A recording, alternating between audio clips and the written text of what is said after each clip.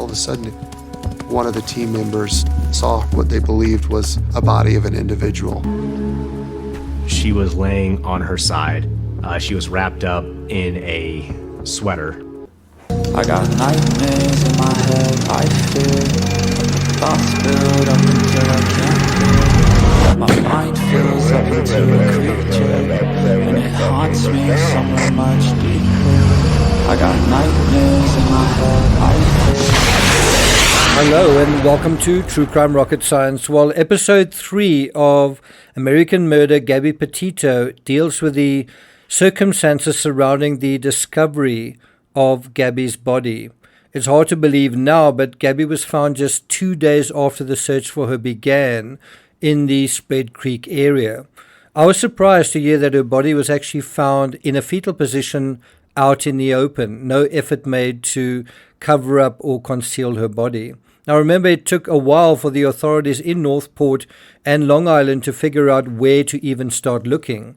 It also took almost 3 weeks to realize something serious had happened to Gabby. I mean, they found her more than 20 days since her last contact with her mother. Now, before we get to the rest of this analysis, if you haven't subscribed to the channel, please do. We are going to look at 8 more insights from episode 3. And then after that, we're going to go right back to the beginning and drill down into a lot of details that I've glossed over thus far. If you found my analysis of the John Bonet Netflix series insightful, interesting, detailed, you'll probably find some value in this as well. If so, please do subscribe. You can also hit the thanks button if you're finding this useful, meaningful, interesting, and let's get started. So what stands out in episode 3 is the analysis and reconciling of cell phone records, CCTV sightings, some of which we've never seen before, and witness statements, which allows us to go back in time and reconstruct Gabby's last day, also map Gabby's last day, as well as assemble Brian's elaborate attempts to stage a cover-up to conceal what he did while he was stealing Gabby's money as well as her vehicle, and that is after stealing her life. In other words, this episode, above all, is one that feels like we in this whole true crime sort of area. I mean, it is a crime that happened, but it is dealt with from an investigative perspective, you know, with forensic evidence, with an analysis of these cell phone records and all that kind of thing. The authorities also say that they felt the crime scene was staged. That's where they found the body, and that Gabby wasn't murdered where she was found. Incidentally, Gabby was killed through blunt force trauma and manual strangulation. A similar kind of scenario to John Bonet, blunt force trauma and asphyxia. And then also, interestingly, in both these cases, the Ramsey case and Gabby Petito, you seem to have someone who feels like they're not getting enough attention, and someone else who some might argue is getting too much attention. Anyway, where Gabby was found, she wasn't wearing her shoes, although her shoes were found beside her body. And there was evidence that a fire was made, or someone tried to start a fire beside her body, perhaps to make it look like someone was camping there. This suggests she may have been murdered somewhere else, possibly inside the van. Now, in order to provide proper context for what we're dealing with, we're going to do a timeline recap, starting with when she was reported missing. Remember, Gabby was only reported missing on September 11th, and that is something like 13, 14 days, almost 2 weeks after she'd actually died. Then person of interest. Brian was named as a person of interest 4 days after Gabby was reported missing on September 15th. So it took more than 2 weeks for Brian to basically be recognized as not necessarily even a suspect, but a person of interest. Then Brian reported missing. 2 days after Brian was made a person of interest, the laundries reported Brian missing. That was September 17th. Possibly the same day Brian was made a person of interest, he disappeared. In other words, the laundries didn't immediately report Brian missing. They seemed to wait 2 days to do so. Then Gabby's body is found on September 19th, 2 days after Brian was reported missing. You kind of get the feeling that as soon as Brian suspected they were going to not only find Gabby's body but arrest him, then he felt that I guess he didn't want to live anymore. He felt like he was going to run away from what was happening. But if no one had come and knocked on their door, one wonders whether Brian would have tried to live happily ever after. In any event, on September 19th, Gabby's body was found. One has a sense that Brian knew her body was about to be found and he left when he did due to his own guilty knowledge. And that brings us to 8 insights from episode 3. Number 1, this is what real grief looks like. You see real tears. You see someone genuinely overcome with emotion. You see a couple sitting on a couch, the one reaching over to comfort the other.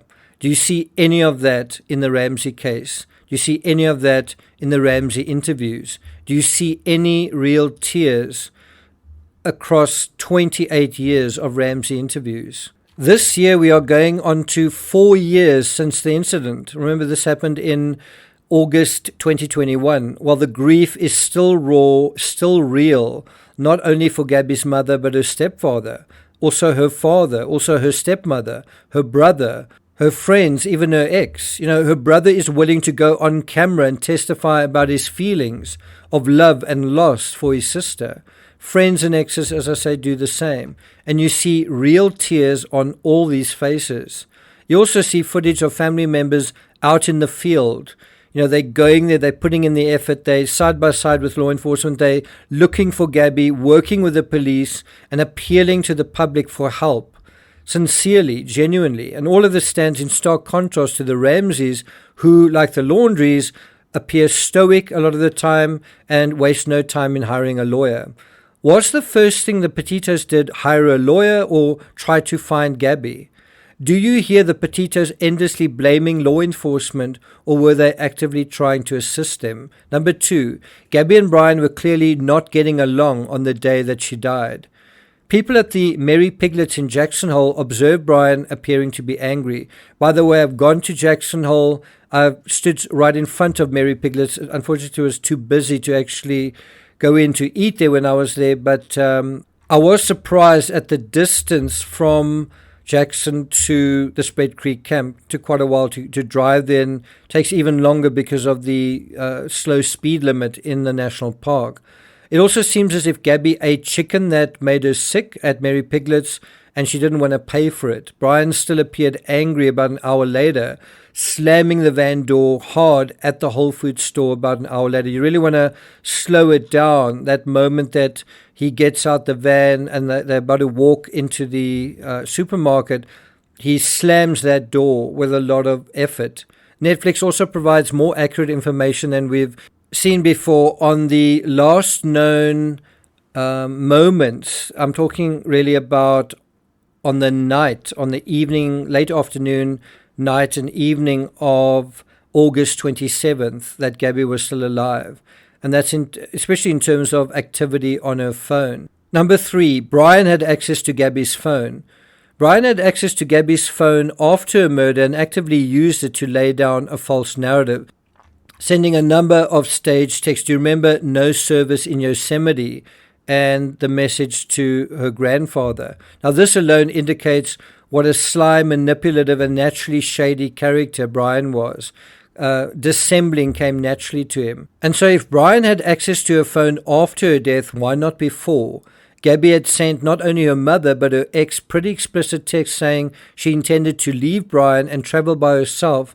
That's on August 27th. If Brian saw these, he was likely to feel hurt, triggered, and angry. And what would his response have been to this, to him, excruciating betrayal? Well, likely a repeat of what had happened barely 2 weeks earlier in Moab, except this time there would be no one to see what he was doing, and he would be employing a far more extreme level of violence, only to cover it up with smiles all over again. Number 4, Brian seemed to provide himself with an alibi by hitchhiking, and that was the next day. Brian hitchhiked with not one but 2 different women after the incident, perhaps in an effort to show that he and Gabby were not together all the time, that Gabby had split up and they were doing their own thing. That narrative doesn't quite work when he had access to the van and ended up driving it home. Number 5, Brian took photos after killing Gabby, much as Chris Watts did, and perhaps that was to establish an alibi as well. For the first time, we saw photos taken by Brian after Gabby's murder. Like his art, these were disturbing, some involving animal skeletons. Number 6, CCTV is shown of Brian driving the van back to Florida. If Gabby didn't want Brian to be part of her van life adventure, well then Brian didn't want Gabby to have a van life adventure or a life. The way Brian appropriated Gabby's van, just like he appropriated her life, shows a particularly weak and entitled individual. If he can't have something, he takes it. If the truth isn't good enough, he lies. If he can't solve a problem, he cheats his way out of it. Number 7, Brian took Gabby's money. After her death, Brian wired $700 of Gabby's money to himself while staging another message. Goodbye, Brian. I'll never ask you for anything again. This is further evidence of just how entitled and pathetic Brian was. Number 8, call records indicate that Brian called his mother and they lawyered up almost immediately. So 2 days after Gabby's murder on August 29th, Brian called his mother and spoke to her for almost an hour, 54 minutes, 28 seconds. And this was swiftly followed by the laundries wiring $25,000 to a lawyer. Where do you think Brian inherited his tendency to deny reality? And did Brian's parents really not know what was going on? I'm not going to take it further than that. In our next analysis, we'll begin the process of dealing with the new information revealed in each of the 3 episodes in much greater detail. And then for those following the Ramsey case, we will be doing our next episode on Holly Smith, essentially part 2 to her visit to John Bonet's bedroom. So look out for that. Thank you for listening, and I'll see you guys next time.